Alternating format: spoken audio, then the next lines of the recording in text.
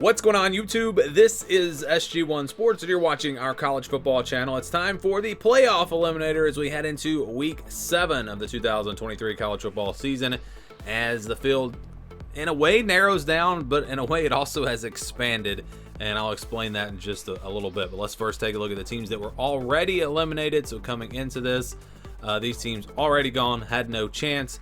And then we have the new eliminations this week. So we've got Kansas State, Notre Dame, Rutgers, Syracuse, Texas A&M, and Wake Forest. All of these teams lost their second game, and I don't see a path for any of them.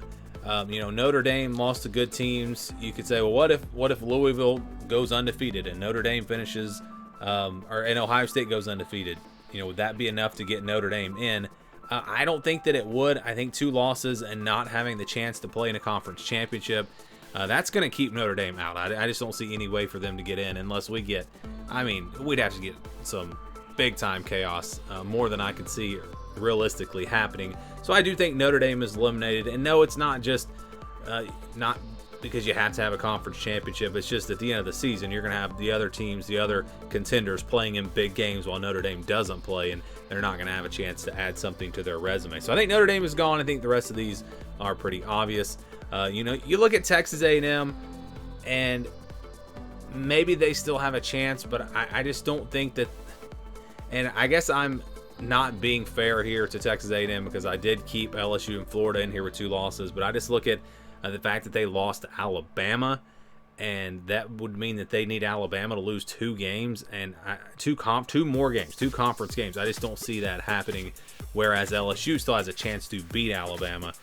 So that's why I guess I'm the difference there in those teams. So still unbeaten Power 5 teams: Florida State, Georgia, Louisville, Michigan, North Carolina, Ohio State, Oklahoma, Oregon, Penn State, USC, Washington.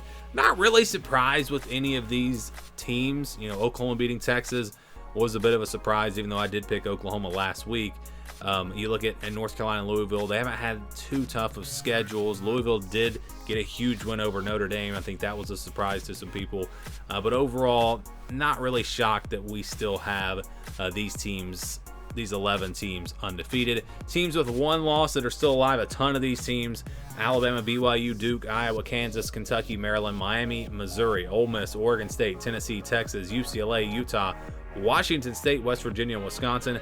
And I think most of these teams do control their own destiny. Maybe all of them. We'll see. You could look at some teams with 1 loss that don't control their own destiny to go to their conference championship game.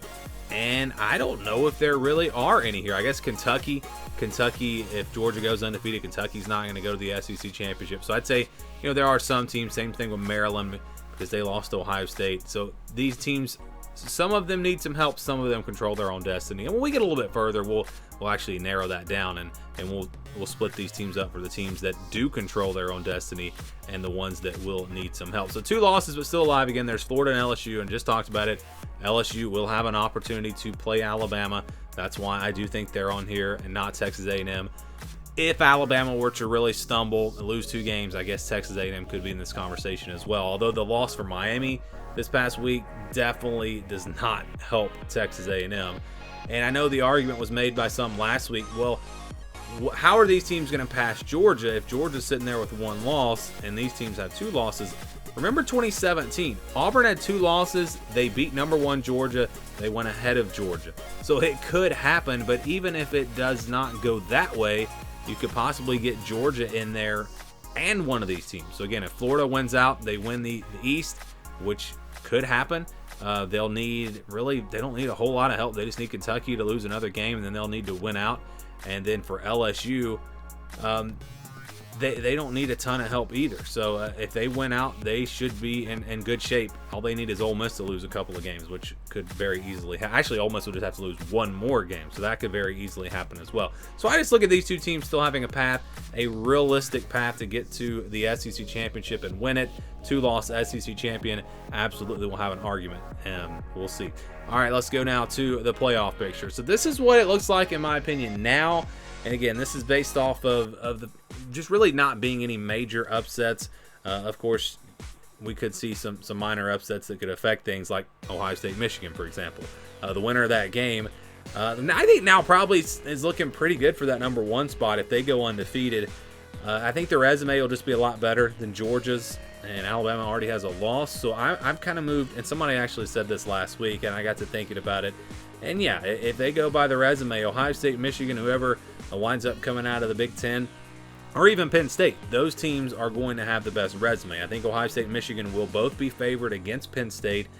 And then I think that the rivalry game there between Ohio State and Michigan is basically a pick 'em. So that's why I put that both teams there at number 1. And now I put Alabama in there with Georgia. It looks like Alabama's figured some things out. I don't know if anyone's going to beat them in the regular season, so it could be Alabama versus Georgia for a spot in the college football playoff. And then we've got Florida State. And I've still got Texas and Oklahoma because there's a good chance that Texas and Oklahoma will play again. I don't know that Texas will lose to anyone else. So if they're sitting there with 1 loss, then Texas, Oklahoma, round 2 could be to get to the college football playoff. Florida State still the front runners in the ACC, but watch out for Louisville and North Carolina. Again, though, I think if the favorites went out, those teams probably will lose a game or 2 along the way. And Florida State, I think, would be favored in the ACC championship. And then you've got Washington, USC, Oregon out of the Pac-12. We'll see if one of those teams emerges. You know, USC, I think, could lose to Notre Dame, and we could go ahead and get them off of this list. Not eliminate them, but get them off of the top contenders list here. And then again, there's Penn State. I think Penn State could sneak in at 11-1. They may not have to win the Big Ten. If they are 11-1, their 1 loss comes to, let's say, Michigan. They beat Ohio State. Michigan goes on undefeated, wins the Big Ten. There is definitely a path for Penn State to get in that way. So these are the most likely teams to get in. Again, if there are no major upsets the rest of the way. Plenty of teams, though, that could still get onto this list. And what I talked about at the beginning of the video, how it's narrowing down, but it's actually expanding. Oklahoma was not on this graphic last week. Alabama was not on this graphic last week. So we're actually getting more and more teams into that top tier. And it's going to be really exciting these next few weeks as we figure out which teams are the real contenders. So give me your thoughts on the playoff picture down in the comments below.